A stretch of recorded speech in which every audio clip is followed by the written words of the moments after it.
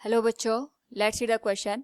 The maximum height attained by projectile is increased by 10%, keeping the angle of projection constant.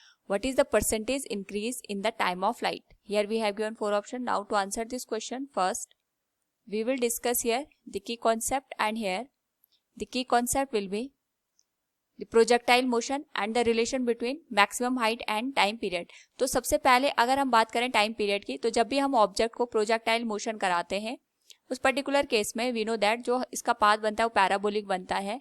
और यहाँ पे जब हम ऑब्जेक्ट को थ्रो करते हैं वहां से लेके जब ये दोबारा ग्राउंड तक पहुंचता है, यहाँ तक का जो टोटल टाइम होता है उसे हम यहाँ पे टाइम ऑफ फ्लाइट का नाम देते हैं, which is given as 2u sin theta divided by g. Here u is the initial velocity, g is the acceleration due to gravity, theta is the angle at which we have projected the object. And यहाँ पे जो दूसरा हमारे पास बनता है that is the maximum height attend by the projectile. तो यहाँ पे जो हमारे पास मैक्सिमम हाइट की बात होती है it is you square sine square theta divided by 2g के बराबर. तो इस पर्टिकुलर केस में हमसे पूछा गया है कि यहाँ पे अगर हम एंगल ऑफ प्रोजेक्शन को कांस्टेंट रखते हैं और हाइट को 10% इंक्रीज कर देते हैं तो हमारे पास जो टाइम है उसमें कितना चेंज आएगा. So we can first relate height and time period. तो जो h है it is given as u square sine square theta divided by 2g. ये आ जाएगी question number first. And time of flight का जो फॉर्मूला होता है it is 2u sine theta divided by g के बराबर. ये हो जाएगा इक्वेशन नंबर 2. नाउ अगर हम यहाँ पे इक्वेशन 2 को स्क्वायर कर दें बोथ साइड तो ये आ जाएगा हमारे पास T square equals 4 into u square sine square theta divided by ji square के बराबर. This will be equation number third. Now अगर हम यहाँ पे इक्वेशन 1 और इक्वेशन थर्ड को रिलेट करें तो हम लिख सकते हैं it will become T square equals 4 into u square sine square theta divided by ji square. इस पर्टिकुलर केस में हम यहाँ पे इसको 2 से इंटू भी करेंगे और डिवाइड भी करेंगे, जिस वजह से ये एक्सप्रेशन बनेगा T square equals 8 into u square sine square theta divided by 2 into g square. यहाँ पे हमारे पास जो टर्म है इसको हम इस तरीके से लिख सकते हैं 8 डिवाइडेड बाय जी.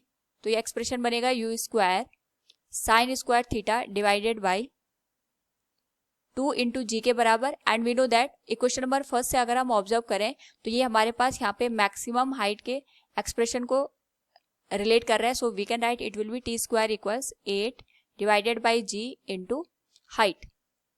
नाउ यहाँ पे हमें परसेंटेज एरर फाइंड आउट करनी है. उस पर्टिकुलर केस में यहाँ पे परसेंटेज एरर निकालने के लिए हम जो रिलेटिव एरर का कॉन्सेप्ट होता है उसको यूज कर सकते हैं. It will be given as 2 into del T divided by T. जो पावर है वो यहाँ पे मल्टीप्लाई होके we can find out the error in time period divided by true value of the time period. क्योंकि 8/g एक constant term है, इसमें कोई भी एरर प्रोड्यूस नहीं होगी. And we can say here जो हमारे पास हाइट है इसका जो एरर होगा that will be del H divided by H के बराबर. परसेंटेज में कन्वर्ट करने के लिए हम बोथ साइड यहाँ पे 100 से मल्टीप्लाई कर देंगे.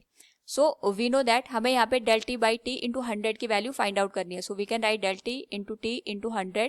ये हमारे पास यहाँ पे टाइम पीरियड में जो भी एरर प्रोड्यूस हो रही है या जितना भी चेंज आ रहा है उसको रिप्रेजेंट करेगा. So it will be del H divided by H into 100. It will show us the change in height. और ये हमारे पास यहाँ पे 10% का इंक्रीज हो रहा है. सो इसको हम डायरेक्टली 10% लिख सकते हैं and it will be multiplied with 1/2. So from here अगर हम देखें तो जो हमारे पास यहाँ पे टाइम पीरियड का चेंज होगा that can be written as percentage change in time period. It will be given as 5%. यानी अगर हम हाइट को 10% इंक्रीज कर देते हैं तो जो हमारे पास टाइम पीरियड है वो 5% से इंक्रीज हो जाएगा. So from the given question we can say here what is the percentage increase in the time of light. It will be 5%. Option A will be the right one. Hope all you understood it. Thank you and best of luck.